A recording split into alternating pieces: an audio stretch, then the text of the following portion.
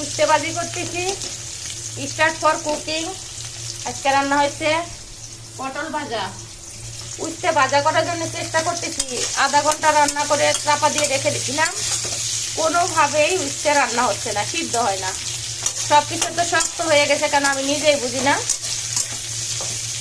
দেখেন তো আমার উচ্ছে ভাজা হয়েছে নাকি, সত্যি কি ভাজা হয়েছে না কাঁচা রয়েছে।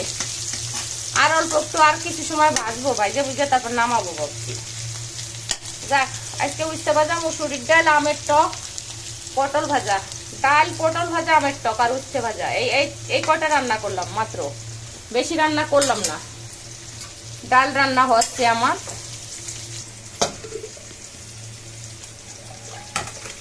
এই দেখেন আমার টুনি প্রেসার কুকার, একটা সিটি দিছি ডালের মধ্যে। আর এই যে ফুটানো পানি সসপ্যানে দিয়ে দিছি, এই যে ডাল ফিরায়। এখন লবণ হলুদ দেবো, মরিচ পেঁয়াজ রসুন দিয়ে দিছিলাম কিছুটা সিদ্ধর সাথে। এখন দেখবেন আমি ফোড়ন দিয়ে এই ডালটাকে এত সুন্দর বানাবো, চিন্তা করাও যায় না। একটু হলুদ, লবণ পরিমাণ মতো দেবো, আর হলুদ হচ্ছে সামান্য দিব। ডাল রান্না করার সময় আপনাদের একটা মানে বলে দেই, ডালটাকে এরকম বারবার এরকম ঘুরতে থাকবেন, এমন করে এরকম ঘুরতে থাকবেন। ঘুরতে ঘুরতে ঘুরতে দেখবেন যে এটা টেস্ট এসে গেছে। আমার ডাল দেখেন টোটালি রান্না হয়ে গেছে। ডালে এত হলুদ দেবো না, একটু সাদা সাদা ডাল ভালো হয় খেতে। আমি পেঁয়াজ রসুন কাঁচামরিচ আর কিছুটা তেল দিয়ে প্রেসার কুকারে সিটি দিয়েছি। এখন আমি পেঁয়াজ রসুন আবার দিয়ে তেলের পর দিয়ে আপনাদের দেখাবো আরেকবার। এই মুসুরির ডাল তো জিরে ফোড়ন দিতে হবে, শুধু জিরে, আর একটু বেশি করে কয়টা জিরে ফোড়ন দিতে হবে। আর এই দেখেন আমার উস্তো ভাজি হয়ে গেছে, উস্তে। আর আমার হচ্ছে আমার my dear friend Prabhas Chandra Saha, এই যে আমার চাল দেশে এবার ভাত ভালো হয় নাই। আমি বলছি যে আমার ভাত ভালো হচ্ছে না, মেসেজ করছি আমার ভাত খেতে কষ্ট হচ্ছে, বলে কষ্ট করা ভালো, সামনের বার চাল আনার সময় সোজা করে থুয়াস পরে। কত সহজ পদ্ধতিতে দেখেন রান্না করি। এই কড়াইতে আমি পটল ভাজি করছি, উচ্ছে ভাজি করছি। এখন আমি তেল কমে গেছিল, আর একটু তেল দিয়ে সেই ভাজার তেলের মধ্যে কিছুটা জিরে ফোড়ন দিলাম। আর হচ্ছে আপনার রসুন দিয়ে দিচ্ছি প্রথমত, বেশ কিছুটা রসুন দিচ্ছি, যেহেতু মুসুরির ডাল। মুসুরির ডালে জিরে ফোড়ন 100% দিতে হবে, আগে দিতে হবে তেলের পর জিরে, তারপরে রসুন আর পেঁয়াজ দিয়ে এটাকে ভালো করে বাদামি হয়ে আসলে পরে আমি এটার মধ্যে ঢেলে দেবো। ঢেলে দিয়ে 2-4 ঘোটা দিলে রান্না শেষ, ডাল রান্না কমপ্লিট। দেখেন কি সুন্দর কালার আসছে, দেখছেন কালার কি।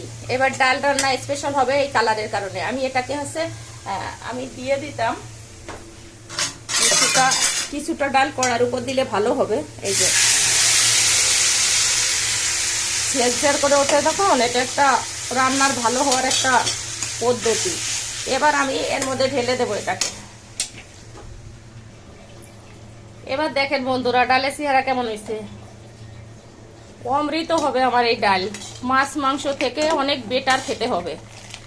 আর এই যে সোমবারা দিয়ে দিছি না, যেটাকে বলে ফোড়ন দিয়ে দিছি। এবার আমার রান্না শেষ।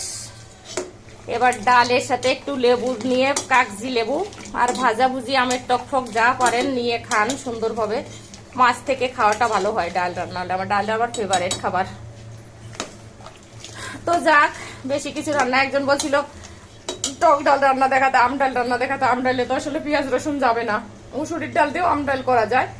মুসুরির ডাল প্রেসারে 1 সিটি দিতে হবে, তারপরে ফুটানো জলের মধ্যে দিয়ে আম কতগুলো কেটে, একটা আম কাটলেই হবে, একটা আম কেটে দিয়ে 5-7 মিনিট জাল করে শস্য ফোড়ন আর 8-10টা শুকনো লঙ্কা ফোড়ন দিলেই কমপ্লিট। বেশি করে একটু সরিষা ফোড়ন দিতে হবে টক ডালের মধ্যে। তো সবাই ভালো থাকবেন, সুস্থ থাকবেন, আমার পেজটাকে ফলো করবেন, আর আমার ইউটিউব চ্যানেলটাকে সাবস্ক্রাইব করে দেবেন। রীতা নাগ ডেইলি ব্লগ আমার ইউটিউব চ্যানেল, আর মিথিলা বোস হচ্ছে আমার পেজ। সবাই ভালো থাকেন, ধন্যবাদ সবাইকে।